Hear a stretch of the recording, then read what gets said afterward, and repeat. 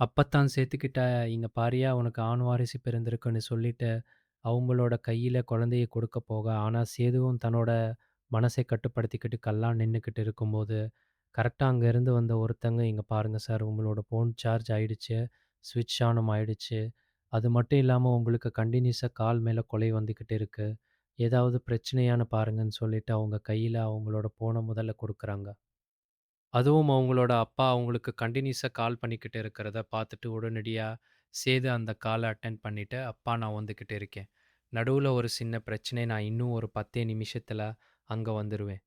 இந்த கல்யாணம் கண்டிப்பா இன்னைக்கு நடந்ததே தீரும்னு" சொல்லிட்டு, ஒரு மிகப்பெரிய குண்டை தமிழ் செல்வோட குடும்பத்துக்கு முன்னாடி போட்டுட்டு அவங்க விறுவிறுன்னு அங்க இருந்து கிளம்பி போகப்பார்க. இதை பார்த்துட்டு அப்பத்தாவும் மனசுடைஞ்சு போய் குழந்தையோட கதற கால ஆரம்பிக்கிறாங்க. அப்ப கரெக்ட்டா உள்ள இருந்து இன்னொரு குழந்தை அழுகுற சவுண்ட் கேக்குது. இத கேட்டுட்டு விறுவிறுன்னு நடந்து போய்க்கிட்டு இருந்த சேதுவோட கால் அப்படியே நின்னு திரும்பி பாக்க, அப்ப உள்ள இருந்து வந்த நர்ஸ் ஒருத்தங்க, "சார் எங்க போறீங்க? உங்களுக்கு ரெட்ட குழந்தைன்றது உங்களுக்கு மறந்துருச்சா? என்ன இங்க வாங்க, இங்க பாருங்க உங்களுக்கு ஒரு அழகான பெண் குழந்தை பிறந்திருக்குன்னு" சொல்லிட்டு, அந்த குழந்தைய தூக்கி சேதுவோட கையில வச்சுடுறாங்க. இதை பார்த்துட்டு சேதுவால ஒண்ணுமே பண்ண முடியல. அவங்க ஆடி போய் நின்னுக்கிட்டு இருக்காங்க. அது மட்டும் இல்லாம அந்த குழந்தை கரெக்ட்டா சேதுவை பார்த்து அழகா சிரிச்சுக்கிட்டு இருக்கு. ஏதோ தன்னோட அம்மாவே தன்னோட கையில இருக்கிற மாதிரி சேதுவுக்கு அவ்வளவு சந்தோஷமா இருக்கு.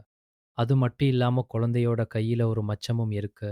அது அப்படியே அப்பத்தான் சேர்த்துக்கிட்ட, "இங்க பாருய்யா உனக்கு ஆண் வாரிசு பிறந்திருக்குன்னு" சொல்லிட்டு, அவங்களோட கையில குழந்தைய குடுக்க போக, ஆனா சேதுவும் தன்னோட மனசை கட்டுப்படுத்திக்கிட்டு கல்லா நின்னுக்கிட்டு இருக்கும்போது, கரெக்ட்டா அங்கேருந்து வந்த ஒருத்தங்க, "இங்க பாருங்க சார், உங்களோட ஃபோன் சார்ஜ் ஆயிடுச்சு. ஸ்விட்ச் ஆனும் ஆயிடுச்சு. அது மட்டும் இல்லாம உங்களுக்கு கன்டினியூஸா கால் மேல கொலை வந்துகிட்டு இருக்கு. ஏதாவது பிரச்சனையான்னு பாருங்கன்னு" சொல்லிட்டு அவங்க கையில அவங்களோட ஃபோன முதல்ல குடுக்குறாங்க. அதுவும் அவங்களோட அப்பா அவங்களுக்கு கன்டினியூஸா கால் பண்ணிக்கிட்டு